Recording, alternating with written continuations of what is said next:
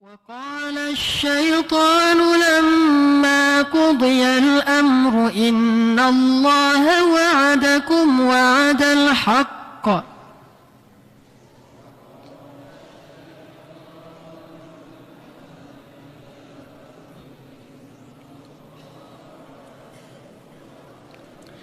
إن الله وعدكم وعد الحق ووعدتكم فأخلفتكم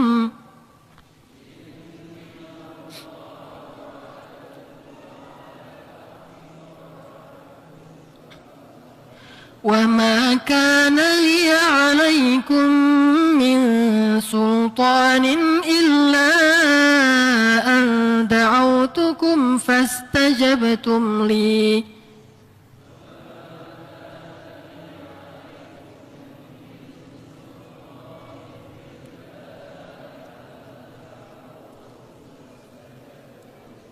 فلا تلوموني ولوموا أنفسكم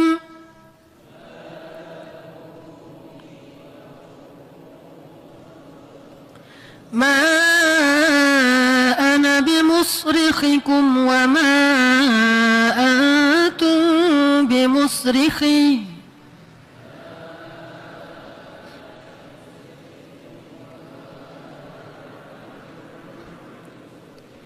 إني كفرت بما أشركتمون من قبل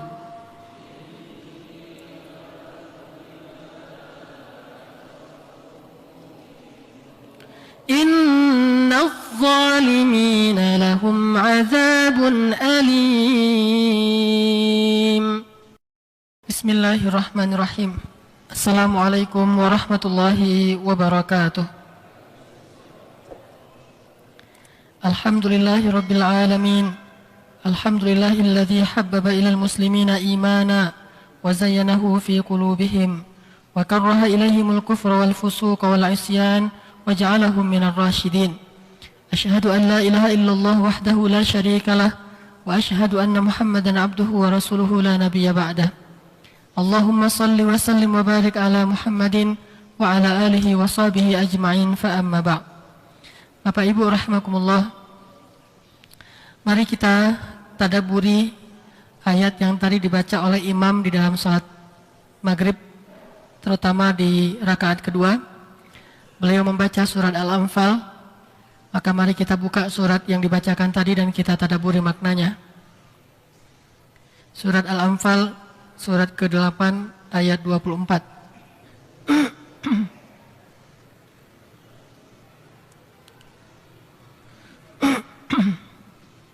أعوذ بالله من الشيطان الرجيم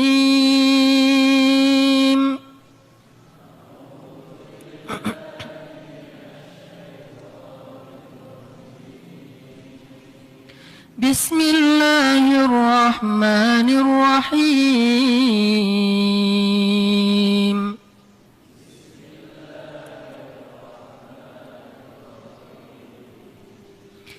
يا أيها الذين آمنوا استجيبوا لله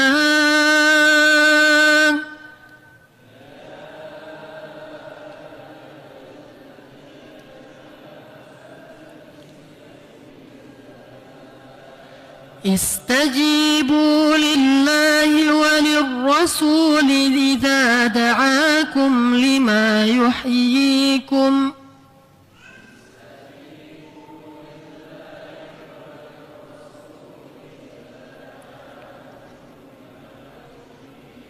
واعلموا أن الله يحول بين المرء وقلبه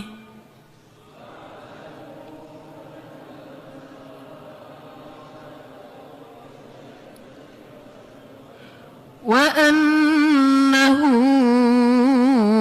إليه تحشرون.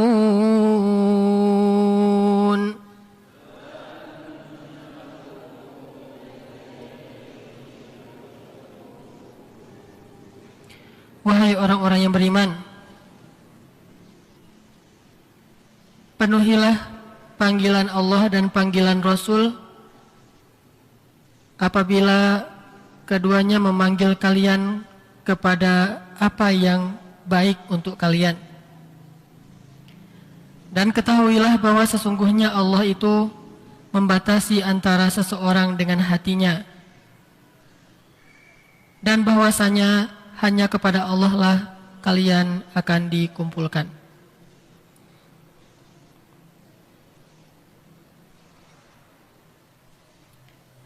Ayat ini diletakkan oleh Allah Subhanahu wa taala di dalam satu surat yang luar biasa, surat tentang salah satu adegan yang sangat menyejarah. Adegan apa?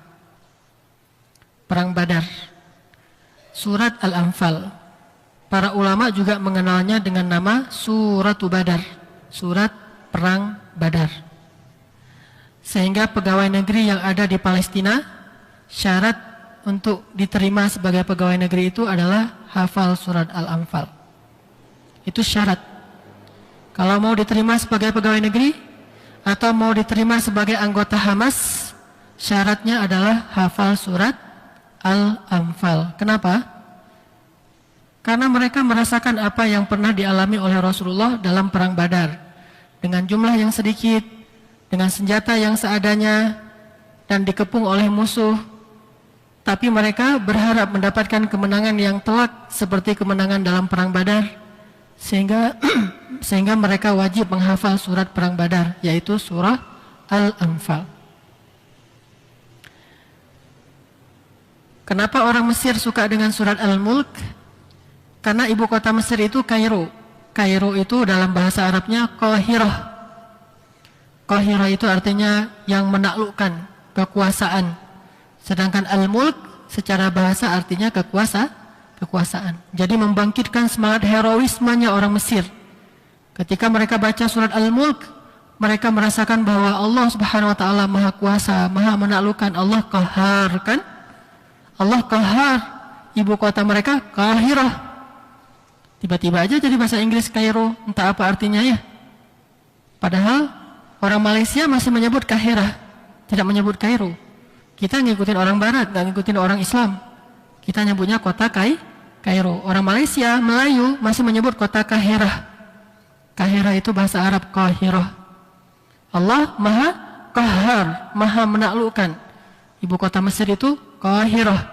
Allah biyadihil mulk wa huwa ala kulli syai'in qadir. Jadi punya semangat kayak gitu tuh, memimpin Timur Tengah. Makanya pas Presiden Mursi jadi presiden, langsung dia mengambil alih Timur Tengah dari Ahmadinejad.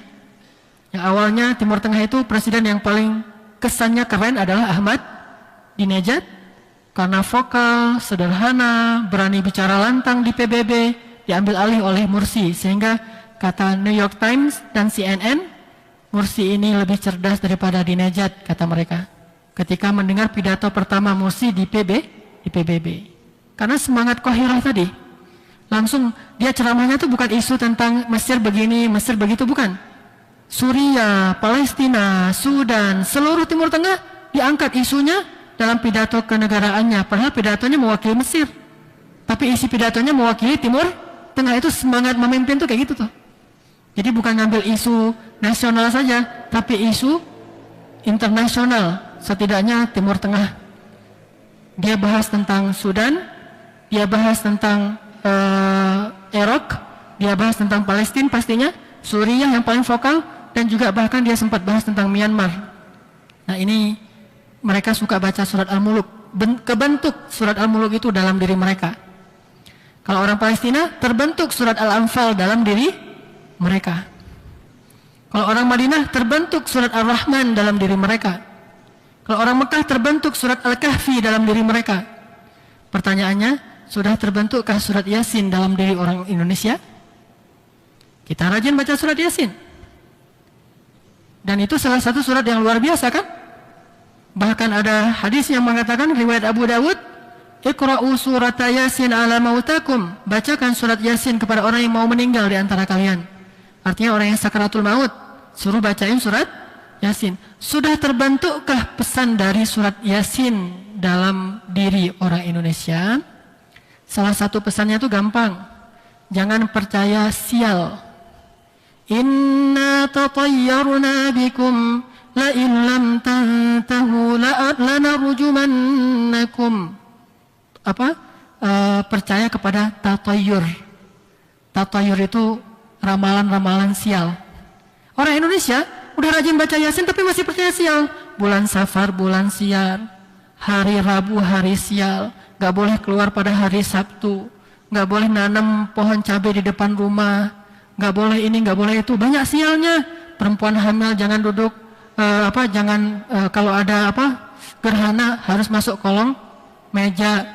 Anak gadis jangan duduk depan pintu, jauh dari jodoh. Segala macam kesialan-kesialan. Padahal baca surat Yasin.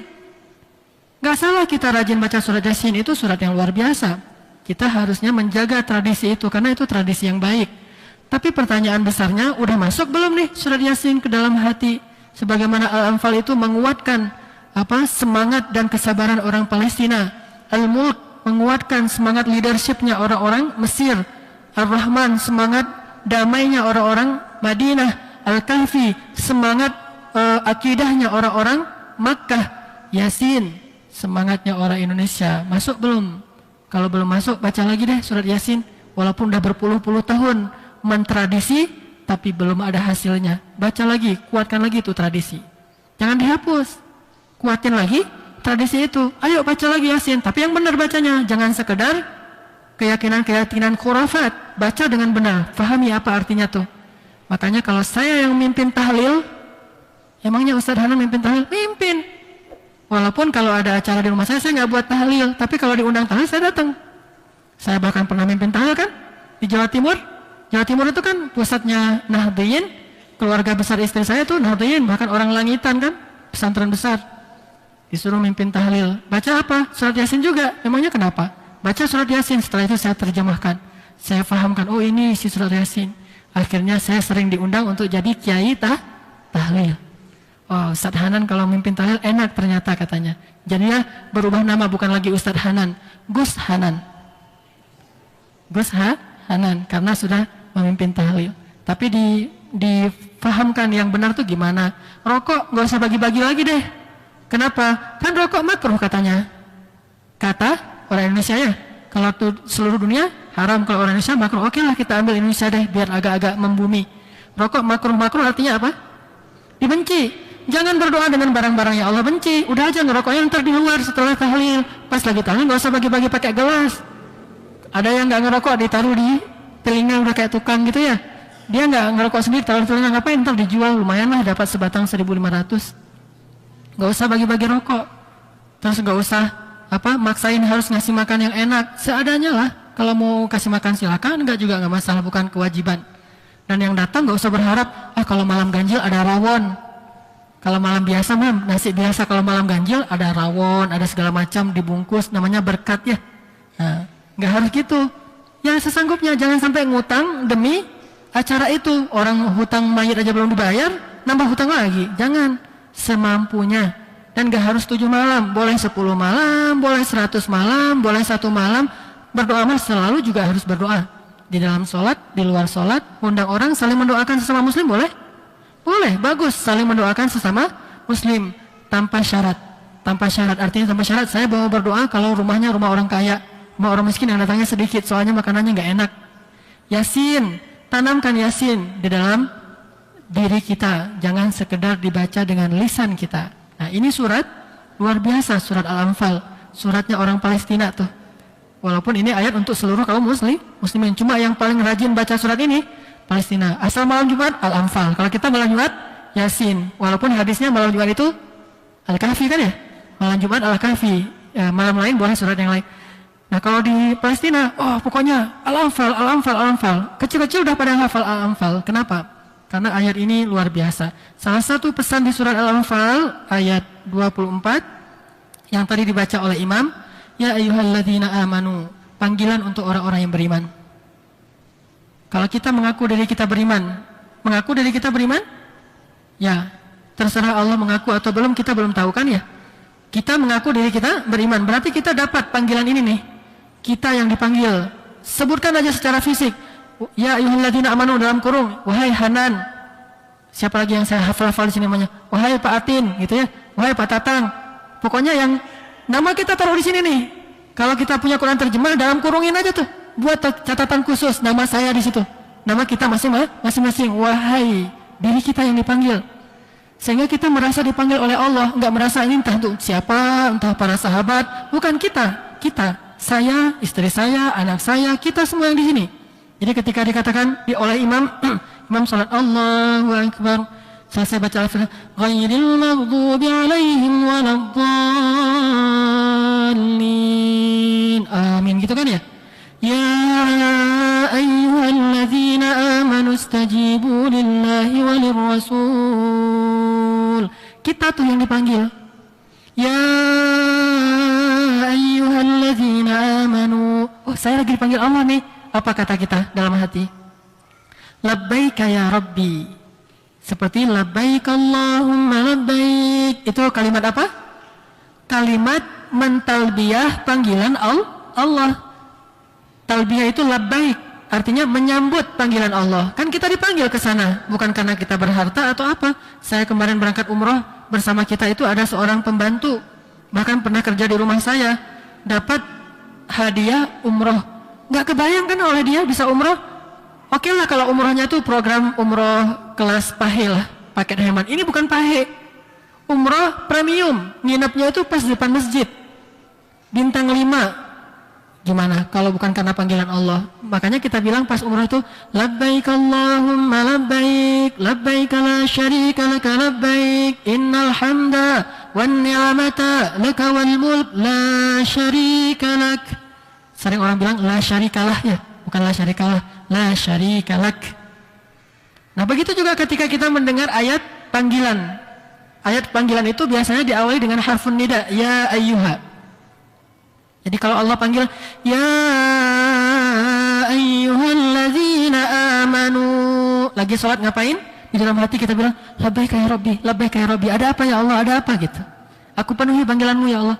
Ya ayyuhalladzina amanu istajibu lillah.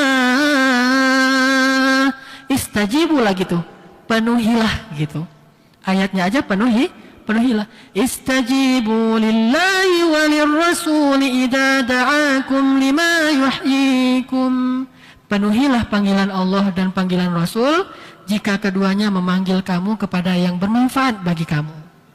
Itu terjemah tafsir ya, bukan terjemah perkata seperti yang diterjemah. Kalau diterjemah perkata ibu-ibu biasanya kepada yang memberikan kehidupan ya. Itu letterlet. Tapi kalau tafsiriyah, arti kehidupan di situ adalah bermanfaat. Jika keduanya memanggil kalian kepada yang bermanfaat bagi kalian. Coba bandingkan dengan surat An-Nur kemarin. Setan kalau manggil orang ngapain? Ya ayyuhalladzina amanu la tattabi'u khutuwatis syaitan. Wa man yattabi' khutuwatis syaitani fa innahu ya'muru bil fasya'. Syaitan kalau manggil ngapain? Ya'muru bil fasya'i wal munkar. Setan itu kalau ngajak kita pasti ngajaknya untuk berbuat dosa besar, fahsya ataupun mungkar. Kalau Allah kalau manggil kita pasti manggilnya itu untuk lima yuhyikum, yang bermanfaat bagi kita. Gimana panggilannya? Kalau panggilan Allah, Allahu Akbar, Allahu Akbar. Kan? Panggilan Allah. Hayya 'alas salat. Ayo salat itu panggilan. Kenapa? Hayya 'alal falah.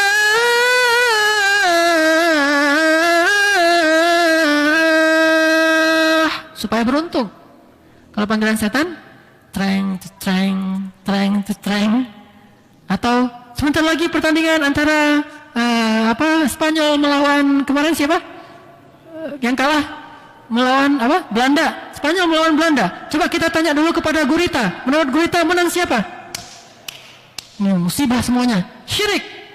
Karena udah pakai gurita, pakai panda, pakai entar lama-lama kita nggak punya binatang di rumah, tanya kecoa, kecoa menang siapa nih? Kalau kecoanya ngambil kanan berarti menang Spanyol, kalau kecoanya lari ke kiri berarti menang Belanda. Lari ke kiri, benar kecoanya, kecoa baru keluar dari tempat yang kotor ditanya, terus kita percaya, syirik semuanya, ya panggilan syaitan. Nggak ada tujuan kecuali fahsya, mungkar, syirik. Akhirnya tahajudnya lewat, subuhnya lewat, atau ada kajian subuh. Kajian subuh itu kan setelah salat subuh 4:30 ya, selesainya 4:30 lebih 1/4. Nah setelah itu jam 5 kurang 1/4 kan mulai kajian subuh. Pada bubar kenapa? Karena jam 5 pas Spanyol lawan Belanda kan, jam 5 tank. Kalau itu tank beneran. Kalau pengajian tanknya tank gitu ya, telat-telat. Tapi kalau itu jangan lewat karena kick off-nya itu jam 5.00. Sehingga kajian subuh hari Minggu saya waktu itu banyak yang kosong. Ini pengalaman. Saya ada pengajian hari Minggu jam 5, kenapa pada kosong? Ustaz maaf, Spanyol lawan Belanda. Dulu juga gitu tuh, pas Indonesia lawan Malaysia, pas piala apa dulu yang Suzuki itu ya, AFF. Nah pengajiannya di Al-Latif Jalan Saninten. Malam itu final antara Indonesia lawan Malaysia. Dapat SMS dari DKM, Ustadz malam ini bagaimana kalau libur Ustadz? Kenapa, ada acara apa? Ini peserta jamaah banyak yang nonton bola. Nah gara-gara bola libur pengajian. Makanya kata Allah, ya ayyuhalladzina amanu la tattabi'u khutuwatis syaitan. Emang nonton bola khutuwatis syaitan? Enggak sih. Kalau udah berbenturan dengan ini jadi khutuwatis syaitan tuh. Jangankan itu, di dalam salat yang pernah kita ceritakan, lagi salat muncul ide-ide bagus kan? Ide bagus itu ilham atau waswasah? Waswasah, tapi kan bagus Ustaz, bermanfaat. Itulah namanya waswasah. Bentuknya talbis. Apa itu talbis? Mencampur adukan yang hak dan yang batil. Jadi kesannya bagus, tapi di dalam salat jadi batil. Wala talbisul haqqa bil batil, sehingga kalahlah yang hak. Wa taktumul haqqa wa antum ta'lamun. Itu aja nggak boleh, padahal idenya bagus. Apalagi ini cuma hal yang sifatnya tidak bermanfaat, sia-sia, buang waktu. Setidaknya ya menghiburlah, minimal manfaatnya ya. Kalau benturan dengan ilmu, berarti ini sudah jadi talbis, waswasah. Pilihlah ilmu, tinggalkan itu. Kenapa? Pasti bermanfaat bagi kita. Tapi kalau kita tinggalkan ilmu, memilih itu, pasti fahsya dan mungkar, rugi. Terus gimana Ustaz kalau jam 2 malam? Ya udah kalau gitu tahajud dulu jam 1:30 ya. 1:30 tahajud sampai jam 2. Nanti kan ada pos tuh, ada turun minum, 15 menit tahajud lagi. 15 menit. Nanti udah selesai baru witir. Mudah-mudahan sih menang yang kita unggulin biar witirnya nggak sebel ya. Ini witirnya lagi kalah pula. Kan witirnya gimana tuh pas kalah? Udahlah 1 rakaat aja lah witirnya. Kenapa udah kalah juga? Ini jangan gitu. Makanya biar nggak guilty, biar nggak ada rasa bersalah yang terlalu gimana gitu, maka cobalah jangan cuma bangun untuk bola. Selama ini susah banget bangun malam, tapi giliran bola kok bisa sih bangun malam? Berarti bukan nggak bisa. Ustadz maaf ya, saya kalau yang lain insya Allah bisa sedekah, saya bisa puasa, saya bisa. Tapi kalau bangun malam aja yang saya nggak bisa. Buktinya pas lagi bola bisa. Terus nangis, yang nangis mah cemen. Masa sholat aja nangis. Buktinya gara-gara klubnya kalah nangis kan? Masa gara-gara bola aja nangis? Besok juga menang lagi, lusa juga menang lagi. Nah ini berarti bukan nggak bisa nangis, bukan nggak bisa bangun malam, nggak mau.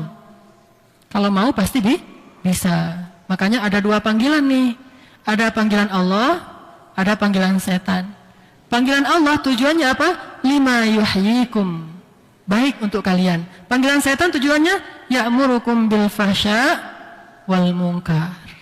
Coba buka surat, ini tandain dulu nih, surat Al-Anfal. Sekarang coba lihat surat Ibrahim, surat 14. Apa kata setan nanti di akhirat? Surat 14, surat Ibrahim ayat 22. Surat 14, surat Ibrahim ayat 22. Wa qala asy-syaitanu lamma qudiya al-amru innallaha wa'adakum wa'adal haqq.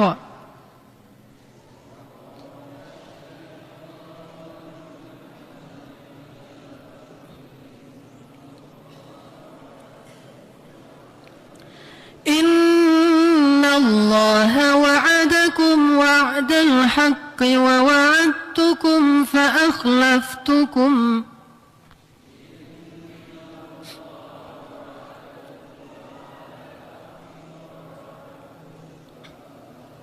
وما كان لي عليكم من سلطان إلا أن دعوتكم فاستجبتم لي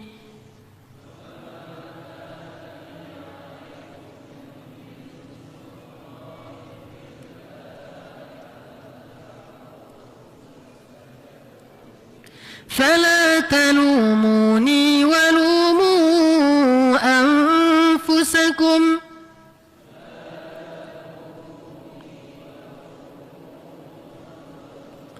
ما أنا بمصرخكم وما أنتم بمصرخي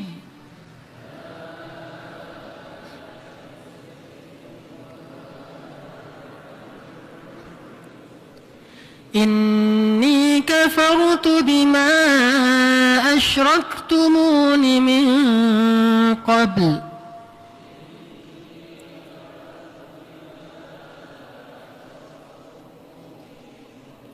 إن الظالمين لهم عذاب أليم.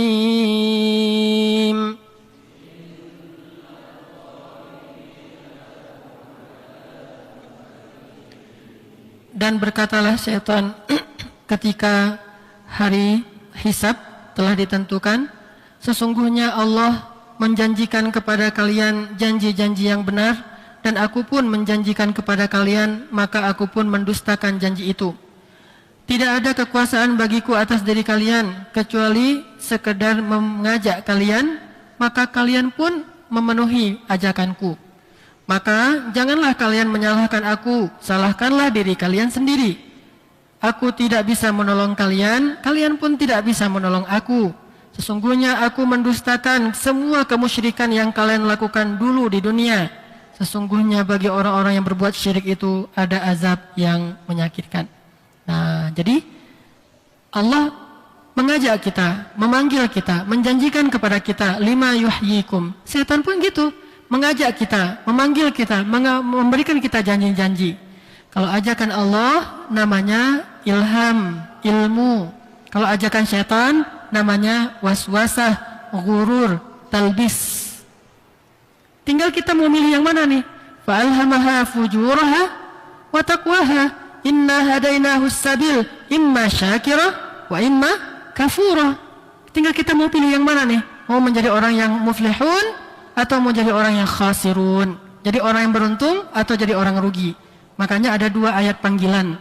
Ya ayyuhalladzina amanu la tattabi'u khutuwatis syaitan.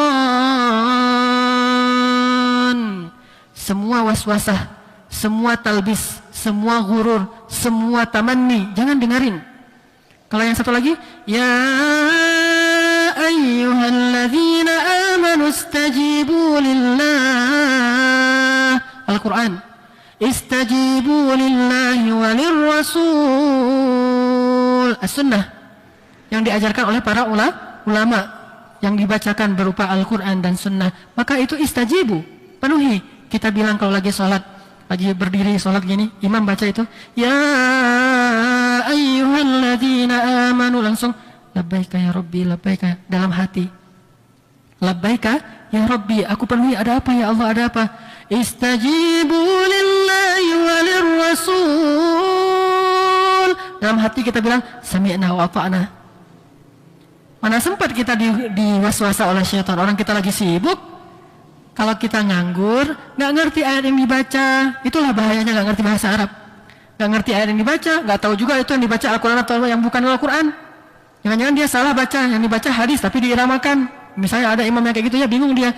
Innamal a'malu binniyat. Kita, ayatnya bagus banget. Hadis itu mah, bukan ayatnya.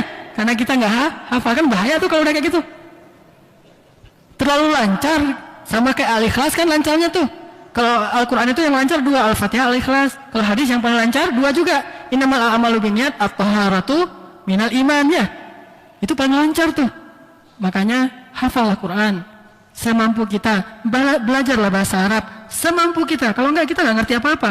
Kalau nggak ngerti, pikiran kita kosong. Kalau pikiran kita kosong, pasti dia masuk yuwaswis. Tapi kalau kita ngerti, mana sempat orang kita lagi sibuk. Biasanya yang jadi korban setan itu pengangguran. Kalau orang sibuk nggak bisa digoda oleh setan. Pengangguran itu gampang digoda. Makanya pengangguran itu, negara yang penganggurannya tinggi, itu tindak kriminalnya tuh lebih tinggi. Kenapa? Swiss. Orang nggak ada kerjaan selain mikir yang jelek-jelek. Kenapa nggak mikir yang baik aja? Namanya juga nggak ada kerjaan. Kalau yang baik itu kerjaan. Makanya dia kadang-kadang ini kuku-kuku kaki dia bikin. Kenapa? Itu kerjaan orang nggak ada kerjaan. Kenapa sibuk dengan masalah Ustadz, tulisan insya Allah yang benar itu gimana Ustadz? Apakah dipisah in, sh, sya, Allah? Ini nggak usah sibuk yang gini-gini. Itu namanya takalluf dalam bahasa fikihnya. Apa itu takalluf? Membebani diri dengan yang bukan beban.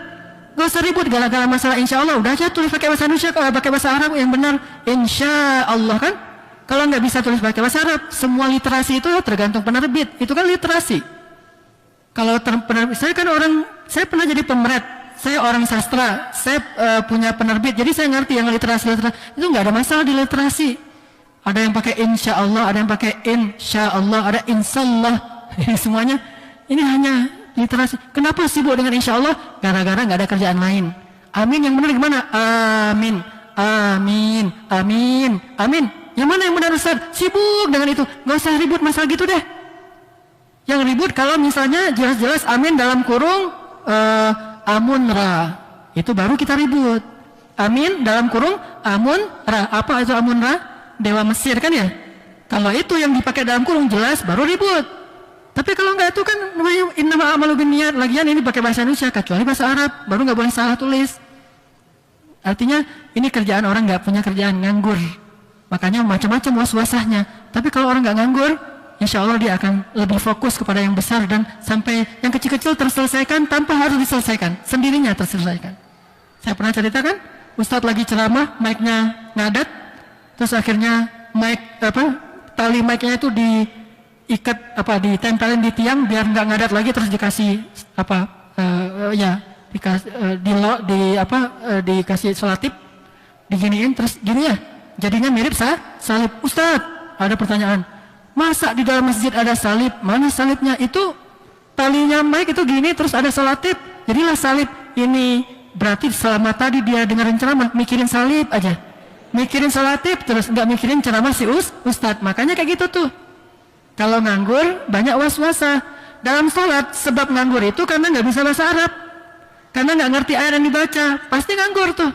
Kecuali yang dibaca itu yang kita udah ngerti banget. Qul ya ayyuhal kafirun, itu juga bisa buat nganggur. Kenapa? Karena terlalu sering dibaca jadi nggak berkesan lagi. Nganggur juga kan? Makanya alhamdulillah kita ada Imam Hafiz, dia baca ayat itu bukan di yang terakhir-terakhir aja, seluruh Al-Quran dibaca.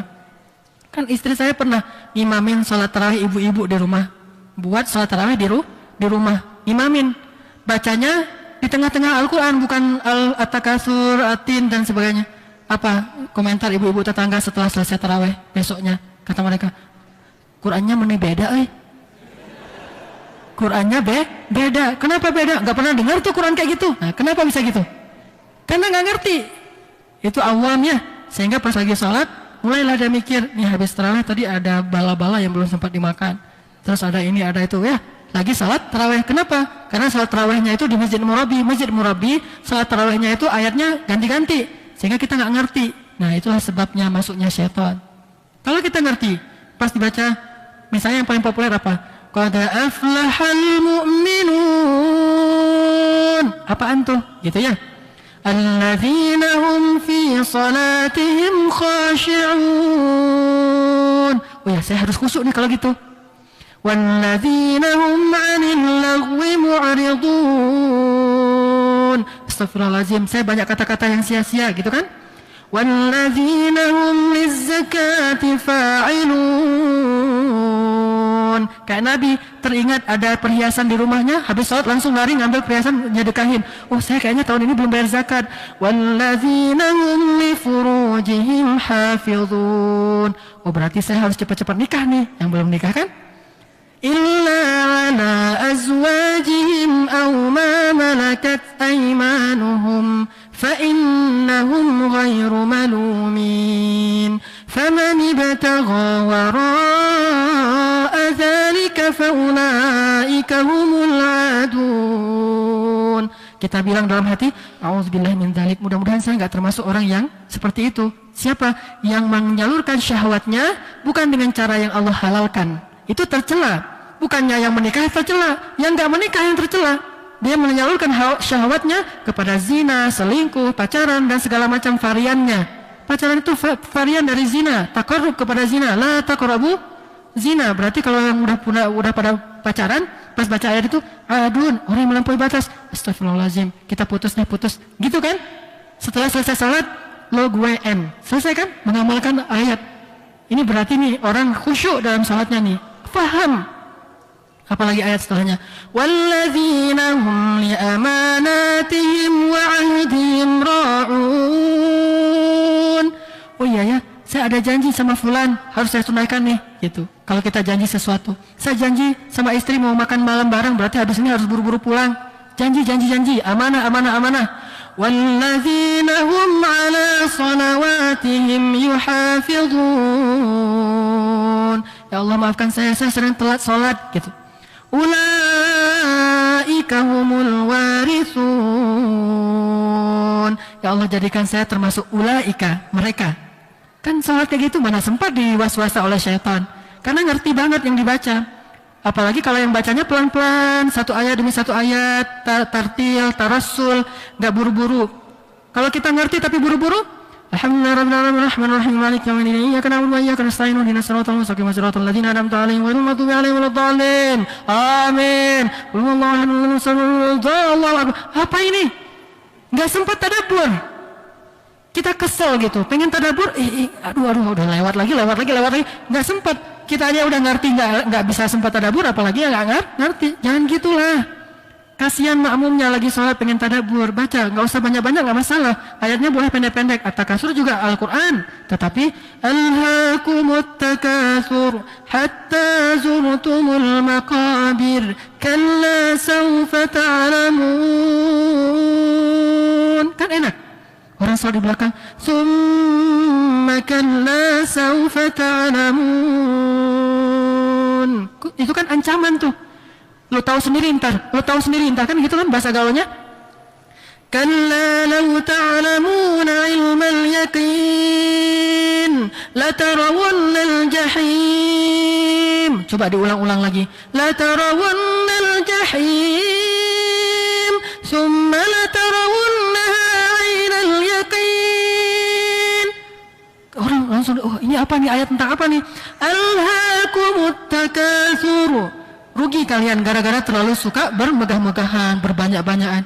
Alhaakumut takatsur hatta zurtumul maqabir kalla sawfa ta'lamun. Kayak gitu. Gak usah panjang-panjang, gak masalah. Tapi suratnya dibaca dengan tartil. Makanya kemarin pas kita sholat Jumat, saya baca Ar-Rahman. Fabi ayyi ala'i rabbikuma tukadziban. Kenapa sering saya baca? Karena itu ayat pasti difahami oleh orang Indonesia. Tapi jarang dibaca dan berkesan banget kan? Banyak yang menangis setelah saya turun dari masjid. Padahal Pak Ustadz, saya biasanya kalau sholat Jumat itu ngelamun. Kalau khutbah Jumat itu biasanya main HP, ngobrol sama teman atau tidur. Tapi kali ini saya berkesan. Akhirnya saya pengen ikut ta'lim. Akhirnya dia minta nomor saya, pengen ikut ta'lim. Kan jadi sumber hidayah. Coba kalau bacanya asal-asalan. Bagus baca sabihis juga. Sabihis itu luar biasa ayatnya. Tapi yang benar itu bacanya. Jangan karena udah sering jadi cepet-cepetan. Orang gak sempat tadabbur. Itu. Kalau kita faham, sholat kita itu nikmat. Makanya kata Nabi, ya Bilal, arihna bis sholat. Istirahatkan kami dengan sholat. Kok bisa sholat itu istirahat? Kalau kita ngerti. Nggak ngerti, sholat itu jadi pekerjaan. Pengen istirahat dulu, capek. Capek apa? Capek sholat. Kebalik kan? Kalau mereka pengen sholat dulu, kenapa? Capek kerja. Kalau kita pengen istirahat karena capek sholat. Karena bagi kita sholat itu nggak rehat. Apalagi sholat tarawih. Kenapa tarawih itu lebih rehat dari yang lain? Karena tarawih bacanya panjang, ayatnya tuh macam-macam, variatif. Jadi kita bisa surfing. Kalau kita surfingnya biasanya di googling, sekarang surfing di Quran. Orang suka surfing di googling, cari ini cari itu. Sekarang coba surfing di Quran, Al-Baqarah, Ali Imran, An-Nisa. Terus kita berselancar di dalam Al-Quran. Oh, Masya Allah, Alhamdulillah, Masya Allah. Wah, luar biasa. Kalau kita ngerti. Kalau nggak ngerti, rugilah kita. Masa bahasa Inggris bisa, bahasa Arab nggak bisa? Bahasa Perancis bisa? Saya Ustadz bisa 3 bahasa. Apa? Perancis, Inggris, Jepang, semua bisa. Korea, semuanya bisa. Dia bahasa Arab? Nggak bisa. Kenapa harus belajar bahasa Arab? Emang saya mau jadi TKI? Bahasa Arab bukan untuk TKI, untuk faham Al-Quran dan hadis. Insya Allah nanti kita lanjutkan setelah selesai salat Isya. Bismillahirrahmanirrahim. Supaya tidak lupa, saya mengulangi kembali pengumuman tadi dari Ustaz Yazin tentang program malam Ahad ini. Tadi beliau sampaikan Ahad malam, maksudnya malam Ahad. Malam Minggu kita akan adakan Qiyamul Lail Tarhib Ramadan, menyambut Ramadan, dimulai jam 1.30, paling telat dimulai jam 2, tapi kita bisa hadir jam 1.30 karena sekitar jam 1.30 kita akan mulai. Dan bagi yang mungkin ingin mentadaburinya, silakan membuka mushaf atau mungkin nanti juga bisa mentasmi.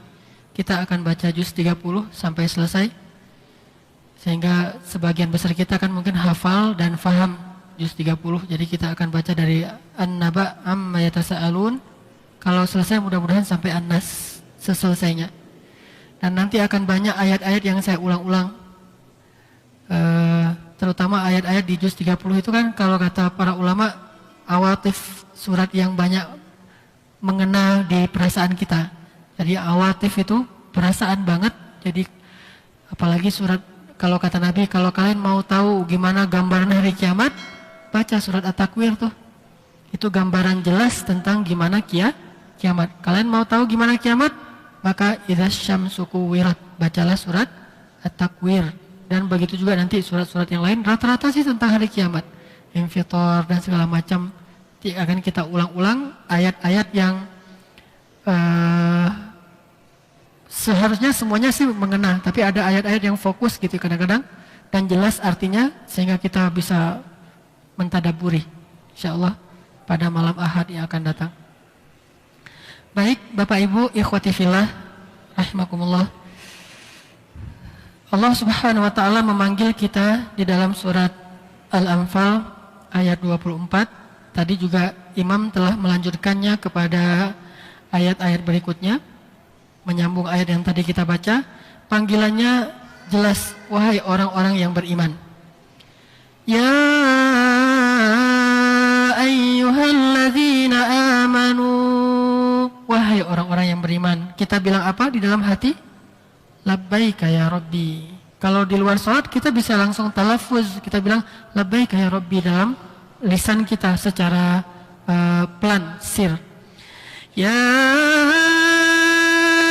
ayyuhalladzina amanu istajibu lillahi walir rasul.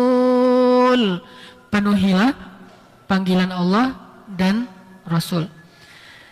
Istajibu lillahi walir rasul idza da'akum lima yuhyikum. Penuhilah panggilan Allah dan Rasul jika memanggil kalian kepada yuhyikum, yang membuat kalian hidup. Sebagian ulama tafsir mengartikan panggilan Allah itu semuanya baik. Makanya diartikan lima yuhyikum, kepada yang baik untuk kalian. Tapi ada satu tafsir yang luar biasa, kata para ulama, lima yuhyikum itu adalah lima yuhyi sudurakum wa qulubakum, yang bisa menghidupkan hati kalian dan jiwa kalian. Jadi kalau kita mengistijabah panggilan Allah, hati kita jadi hidup. Tapi kalau kita mengikuti panggilan syaitan, hati kita jadi mati. Kenapa ulama mengartikan hati? Karena kalimat berikutnya, bahwa Allah lah yang membatasi antara seseorang dengan hatinya. Berarti al-haya atau ihya di dalam ayat itu adalah ihya'ul qulub wan nufus, menghidupkan hati dan jiwa. Ini sesuai dengan hadis Nabi, al-iman yazidu wa yanqus. Sehingga kata para ulama, yazidu bit ta'ah wa yanqusu bil ma'siyah. Iman itu bertambah dan berkurang.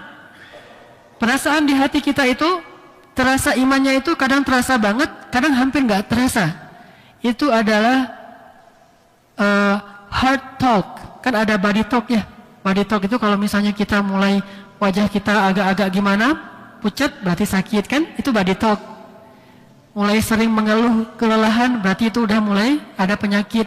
Mulai sering sakit perut ada penyakit. Mulai sakit kepala berarti ada penyakit. Body talk kan namanya. Ini ada heart talk.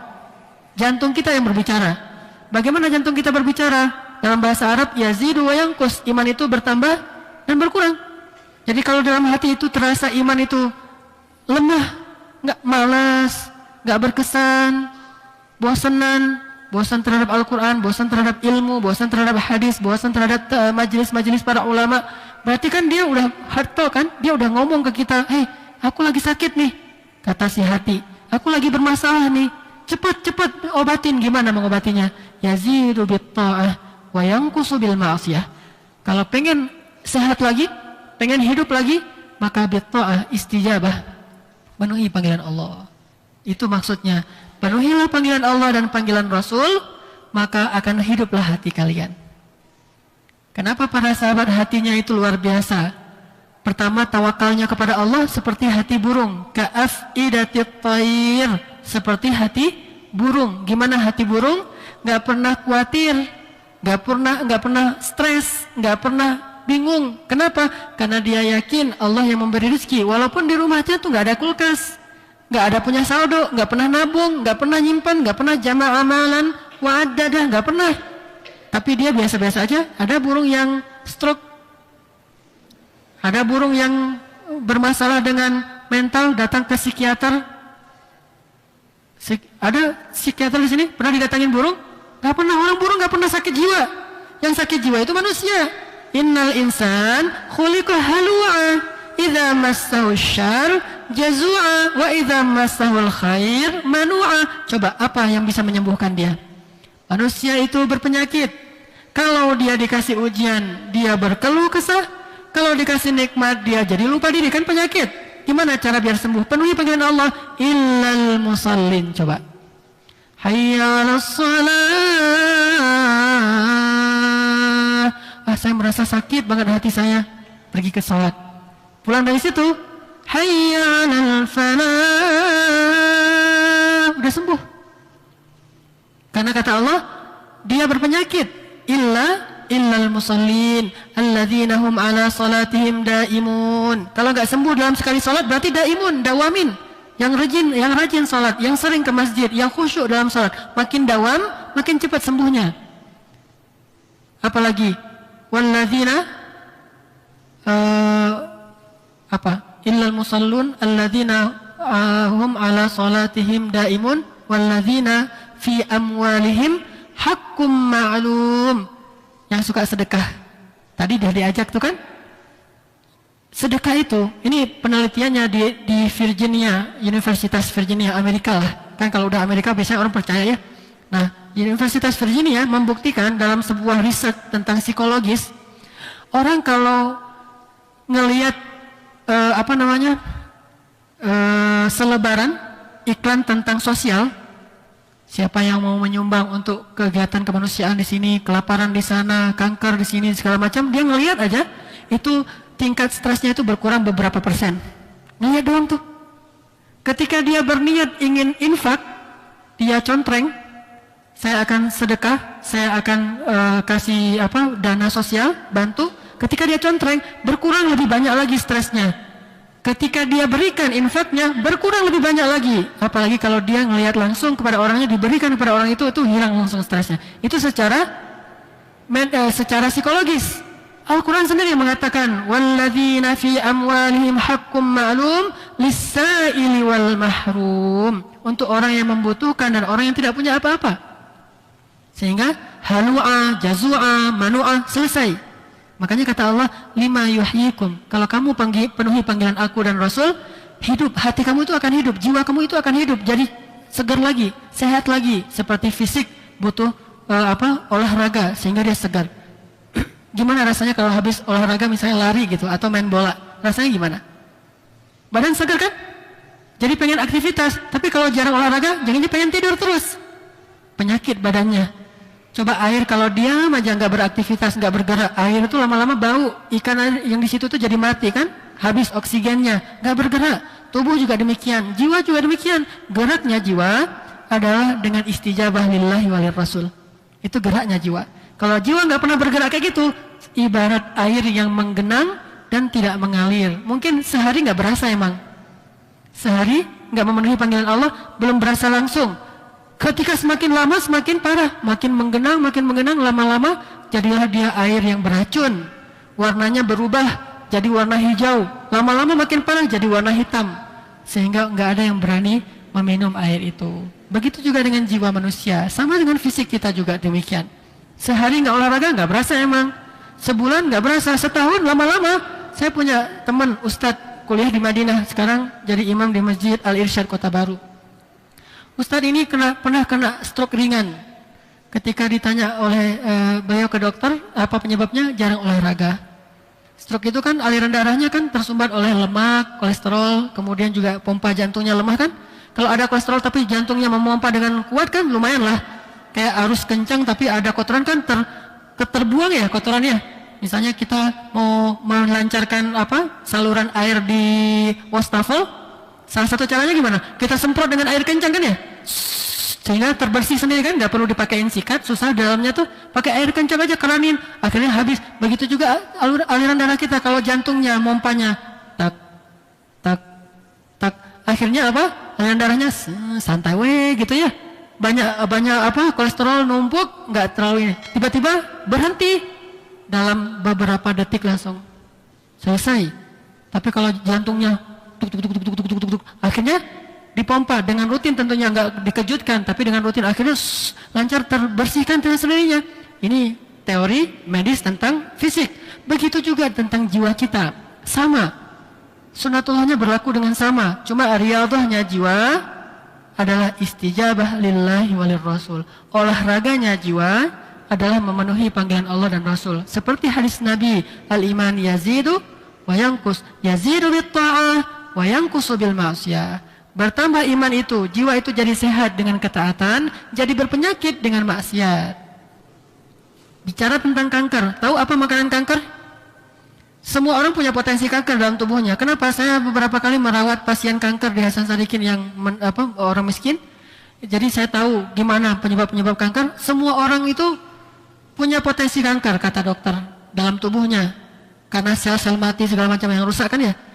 Nah, makanannya yang buat dia jadi parah, stadium 2, 3, 4 lanjut dan sebagainya, mematikan apa makanannya?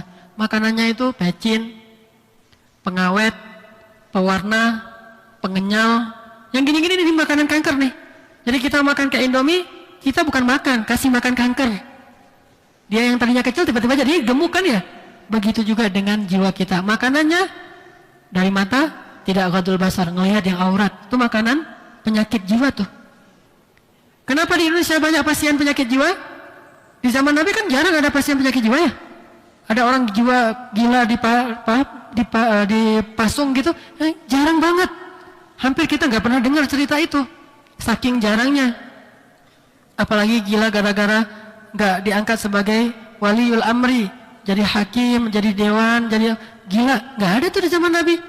Justru hampir gila gara-gara diangkat jadi waliul amri kan ya, takut banget diangkat jadi presiden, takut. Kalau sekarang nggak jadi anggota dewan, stres, gila. Kenapa? Penyakitnya di sini nih. Gimana cara menyembuhkannya? Ya ayyuhalladzina amanu stajibu lillahi walir rasul. Salah satunya salat, khasyi'un, daimun, hafizun. 2, walladzina fi amwalihim haqqum ma'lum lis-sa'il wal mahrum. Kalau di Al-Mu'minun, walladzina hum liz-zakati fa'ilun. Terus walladzina yusaddiquna biyaumiddin. Ternyata baca tentang hari akhirat itu bisa menghidupkan hati.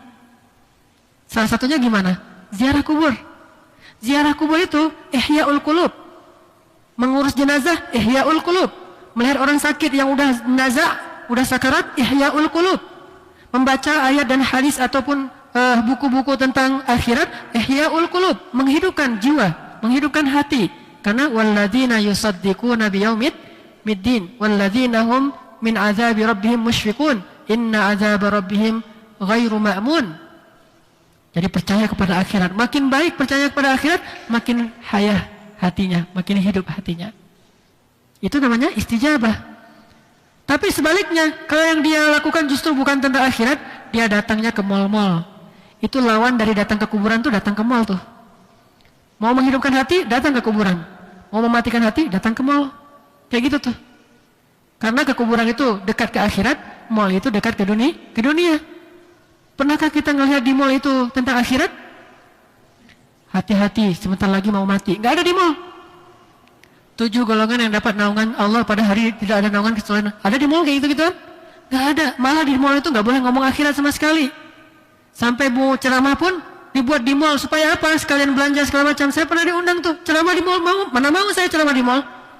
Kalau mau ceramah pergi ke Masjid Al-Murabbi biar masuk. Ngapain ceramah di mal? Biar semua orang juga ngedengar. Iya sih, niatnya talbis. Wala talbisul haqqa bil batil. Kesannya sih bagus, tapi apa yang terjadi? Saya pernah soalnya, nggak ada kesannya. Cuma hilangin guilty doang tuh, hilangin rasa bersalah biar nggak belanja pure. Jangan cuma belanja tapi ada taklimnya lah gitu ya. Tapi nggak ada hasilnya, orang nggak dengar juga. Kalau mau sungguh-sungguh belajar, tempatnya ilmu di masjid, di majelis-majelis ilmu, di sana mah belanja. Nggak salah, emang nggak salah. Tapi kalau itu satu-satunya yang dijadikan alasan dakwah, nggak ada hasilnya. Makanya kalau mau ihyaul qulub ke kuburan. Ke kuburan jangan cuma lewat, duduk sebentar lihatin tuh kuburan. Ngapain di situ? Zikrul maut. Ingat mati. Ingat mati kan nggak bisa kita lewat kuburan, naik motor.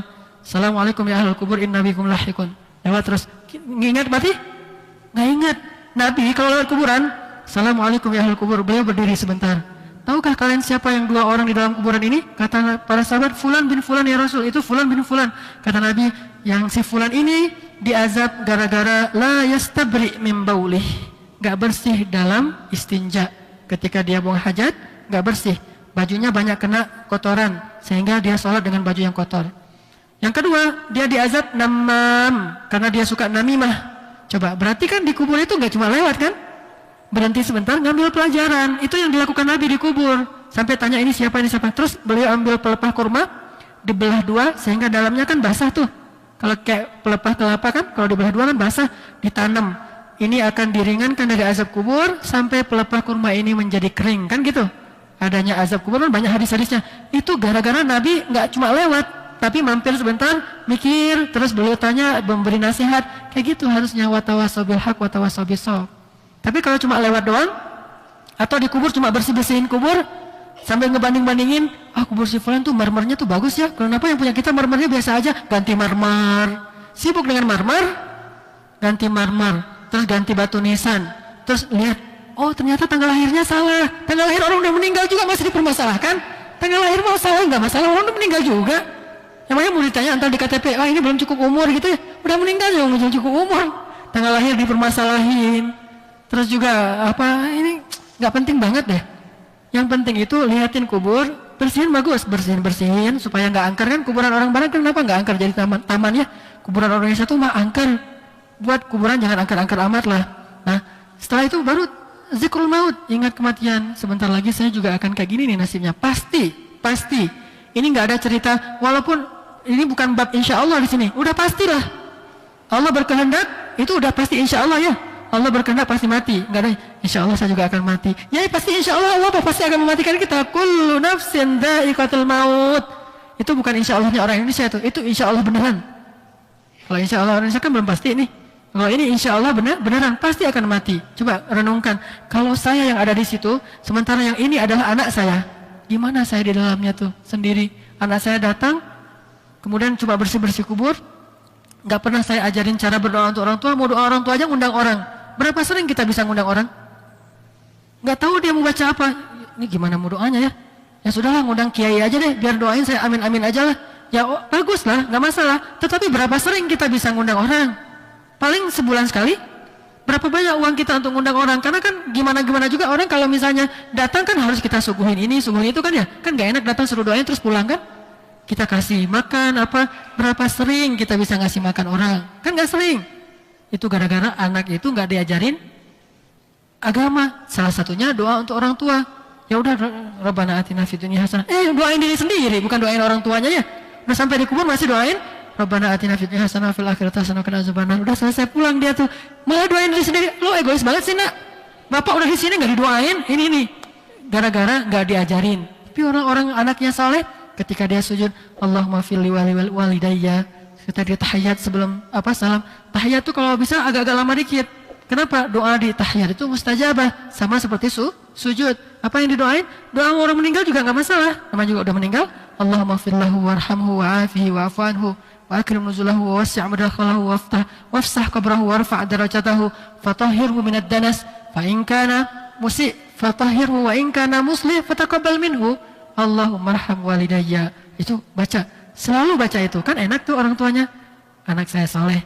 Coba bayangkan itu ketika dikubur. Ini ihya'ul qulub, menghidupkan hati. Susah ngebayangin mati kalau lagi di mall. Susah. Masa di mall mikirin mati? Nggak ada kan? Di mall mikirin yang warna mana ya? Semuanya bagus juga nih. Lihat uangnya cuma sedikit. Gitu kan? Di mall nggak akan mikirin mati.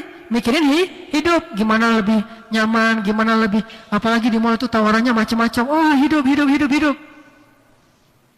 Ihya'ul qulub, datang ke kuburan, ziarah orang yang sedang, jenguk orang yang sedang sakit, urus jenazah, ittiba'ul janaiz, mengurus jenazah mulai dari memandikan, kalau nggak bisa minimal kita datang kepada orang yang udah meninggal. Kan ngeri-ngeri tuh kisah orang meninggal tuh. Datang, dengarkan kisahnya. Kecuali orang Jepang, kalau orang Jepang itu nggak suka ditanya meninggalnya kenapa, sakit apa, itu nggak suka. Udah bilang aja, bilang sungkawakan gitu ya orang Jepang. Kenapa dianggap kamu recok banget sih? Udah tahu saya lagi banyak musibah, banyak tanya. Kalau orang Jepang nggak mau ditanya-tanya. Kita datang, ya, sakit apa meninggal? Orang Indonesia suka ditanya gitu tuh, ya. Datang ke keluarganya, sakit apa? Ya bapak semalam gini-gini, cerita panjang lebarnya. Kalau orang Indonesia budayanya gitu, cerita. Budaya cerita. Kemarin mah nggak apa-apa, masih sehat, masih ngobrol-ngobrol dengan kami meninggal gitu kan ya. Kalau dengan orang yang orang Mesir, dia suka didoain. Bukan cerita, kalau kita kan nggak didoain, cuma cerita doang. Cerita lama habis itu, ya udah, yang sabar ya, permisi pulang. Doanya mana? Hadiah yang paling mahal itu doa. Bukannya bawa-bawaan itu baik, tapi yang lebih mahal doa. Apa yang didoain? Makanya bingung mau doain apa juga. Kan udah didoain sama Pak Kiai, kita aminin aja lah. Inilah masalah kita, nggak ngerti apa-apa dalam agama. Kalau orang Mesir juga nggak terlalu suka dia ditanya kenapa meninggal, bagaimana meninggal, dia jawab aja qada Allah. Begitulah ketentuan Allah, udah selesai. Gak panjang-panjang diceritain. Tinggal yang datangnya, semoga Allah rahimahullah, Allah merahmatinya, Allah menerima dia segala macam ya. Kalau kita turut berbela sungkawa, pakai bunga, kirim. Tapi orangnya nggak datang, nggak ngedoain, nggak nyalatin. Ini budaya nggak jelas berasal dari mana. Datang, kemudian ikut sholatin. Apalagi dapat pahala 1 gunung Uhud, emas kan? Bukan cuma untuk mayit yang baik, untuk yang sholat juga banyak kebaikannya. Makanya ini namanya ihya'ul qulub, ngidupin hati, istijabah lillahi walir rasul. Lir rasulnya apa? Sunnah-sunnah Nabi tadi tuh, menjenguk orang sakit, mengantarkan jenazah dan segala macam. Itu luar biasa. Lihat orang yang sakitnya udah tua banget, usia pikun. Usia pikun kan relatif, ada yang 100, ada yang 70, ada yang 30. 30 ada yang udah. Coba datang ke orang itu. Gimana kalau kita jadi orang yang terbaring di atas tempat tidur siang malam gitu aja selama berbulan-bulan, bertahun-tahun, kan banyak orang kayak gitu tuh. Gimana perasaan kita kalau kayak gitu? Anak kita kadang-kadang lagi liburan ke Bogor sama cucu-cucu kita berangkat, pas mereka berangkat, kayak berangkat ya. Tiba-tiba kita tidur, bangun lagi, belum pulang, tidur, bangun lagi, bangun udah pulang. Kayak tadi cerita-cerita kita gini-gini doang dengerin. Gimana perasaan kita kalau kita lagi kayak gitu tuh? Kan sedih banget ya, nelangsa banget. Saya mah nggak bisa kemana-mana lagi, tinggal di jendela, di kasur ada jendela, ngelihat keluar aja gini. Itu pun nggak bisa ngelongok gitu, cuma gini-gini doang ngelihat. Saking parahnya, sampai Nabi berdoa, ya Allah, jangan matikan aku dalam keadaan pikun, ya. Nggak mau mati pikun, kenapa? Satu nggak enak, kedua nggak enak orang lain juga ngurus kita. Lebih baik matinya itu lagi seger-segernya meninggal, daripada matinya itu 10 tahun nggak berdaya kan. Berat bagi kita dan berat bagi orang lain. Nabi berdoa, jangan matikan aku dalam syaikhukhah, dalam keadaan syekh itu udah tua banget dan gak berdaya. Itu coba datangin tuh orang kayak gitu. Apalagi kalau keluarga kita jadi ihya'ul qulub, berarti saya harus banyak beramal, berdoa supaya Allah memberikan saya khatimah yang baik, Sebaik-baik khatimah itu adalah yang dalam keadaan masih nyaman, tidak memberatkan orang lain, dan juga dia beriman kepada Allah. Kalau gitu kan udah susah beramal soleh juga. Sholat juga udah nggak sempurna-sempurna amat. Harus dituntun sama anaknya, mah ini sholat zuhur ya, mata doang kan ya. Allahu Akbar, Allahu Akbar. Anaknya juga nggak ngerti. Allahu Akbar kabira panjang banget. Allahu Akbar kabira, walhamdulillahi katsira. Gak usah gitu-gitu amat. Orang udah pikun mah, udah langsung aja Al-Fatihah, bertele-tele kan. Langsung Allahu Akbar, alhamdulillahirabbil alamin arrahmanirrahim. Ayatnya juga giliran masih hidup Al-Ikhlas, giliran udah mau meninggal ayat Al-Baqarah, alif lam mim dzalikal kitabul. Jangan, udah aja yang singkat-singkat. Mak ini mau salat zuhur, baca ayatnya inna a'tainakal kautsar fasholli lirabbika wanhar inna syani'aka wal abtar. Allahu Akbar. Gitu kan? Kalau perlu enggak perlu ayat Al-Fatihah doang, langsung ruku. Coba kalau kita kayak gitu. Itu ngeri banget tuh. Itu yang paling mengerikan. Makanya yang paling ditakuti oleh orang-orang modern adalah masa tua. Itu kan yang paling mereka takuti. Sehingga mereka buat asuransi, mereka ini, mereka itu, ada namanya panti jompo. Kenapa? Mereka takut banget dalam keadaan gak terurus, lemah, gak berdaya. Itu mereka takut banget. Walladzina hum li furujihim hafidhun. Ternyata berkeluarga itu ihyaul qulub. Memiliki istri, memiliki anak itu ihyaul qulub, menjaga hawa nafsu. Apalagi memandang wajah anak, qurratu ainun li walakan Rabbana hablana min azwajina wa dzurriyyatina qurratu ayun. Qurratu ayun itu bukan ini. Qurratu ayun itu ainul qalb. Walaupun bahasanya mata, tetapi maksudnya adalah jiwa, menjadi penyejuk jiwa. Berarti punya anak itu ihyaul qulub. Daripada kita nggak jelas mau mandang apa, mandangin aja istri sendiri. Yang lama mandangin istri. Yang menggoda kalau ngelihat istri itu jangan ngelihat istri dengan pelotot. Yang menggoda kalau ngelihat istri itu lihat dengan pandangan menggoda istri. Apa-apaan sih ngelihat terus? Kamu cantik gitu kan ya? Udah gitu. Ini ihyaul qulub. Istri pun jadi ihyaul qulub. Ibu-ibu kalau dipuji ihya nggak qulubnya? Ihya. Tapi kalau sering-sering dijelek-jelekin, nggak dihargain, berarti mati kan hatinya. Nah ini keluarga nih. Walladzina hum li furujihim hafidhun illa ala azwajihim aw ma malakat aymanuhum. Terakhir, walladzina hum li amanatihim wa ahdihim ra'un walladzina hum bi syahadatihim qaimun. Semua amal saleh itu bisa ihya lima yuhyikum. Itu maksud dari ayat ini. Jadi kalau nanti kita baca ayat ini lagi, jelas sekarang. Wahai orang yang beriman, kalau kalian pengen menghidupkan hati, istajibu lillahi walir rasul, maka kalian akan hidup hatinya. Nggak bisa dengan cara lain. Kenapa? Yang menggenggam hati cuma Allah. Innallaha yahulu bainal mar'i wa qalbih. Cuma Allah yang bisa membolak-balikkan hati. Jadi kalau kita bermasalah dengan jiwa dan hati kita, bukan ke psikiater, bukan ke psikolog, ke Allah. Coba. Allahu Akbar, sedekah, apalagi tadi. Semua itu kan bisa ihyaul qulub, bisa menyehatkan lagi hati yang sudah mulai sakit. Mudah-mudahan kita faham ayat yang tadi dibaca di dalam salat dan bisa kita ulang sendiri dengan membacanya di rumah. Kalau perlu dihafal pas kita salat, mungkin satu ayat juga nggak apa-apa karena ayatnya lumayan panjang kan, ada 3 baris. Kita pakai dalam salat, kita ulang-ulang, salat tahajud, salat sunnah, salat mutlak, itu bisa luar biasa bermanfaat bagi kita.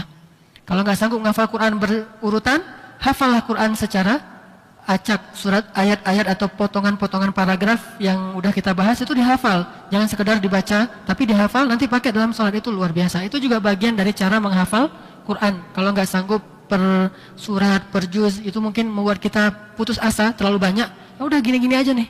Nanti pakai rakaat pertama Al-Anfal ayat ini, rakaat kedua pindah lagi ke tadi surat Al-Ma'arij, Innal insan khuliqa halu'a dan sebagainya. Mudah-mudahan bermanfaat. Ya.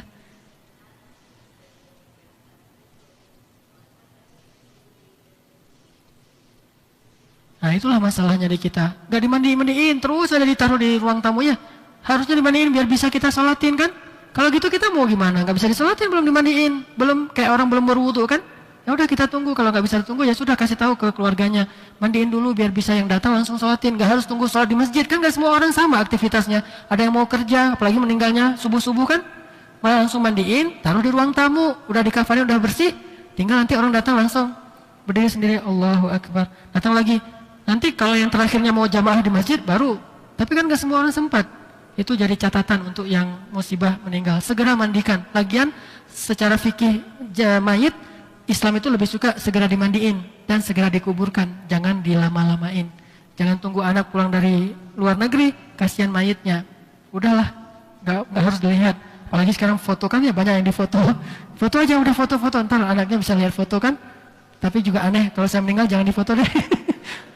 Wajah saya difoto pula lagi meninggal udah kayak gitu. Nggak enak banget tuh bagi si mayit. Tapi bagi anak kan fotoin ya, jangan saya nggak sempat lihat sambil nangis-nangis kan nggak enak, nggak diturutin. Fotoin bapak, saya pengen lihat. Ya, mudah-mudahan bermanfaat. Kita tutup dengan doa kafaratul majelis. Subhanakallahumma wa bihamdika, asyhadu an la ilaha illa anta, astaghfiruka wa atubu ilaik. Assalamualaikum warahmatullahi wabarakatuh.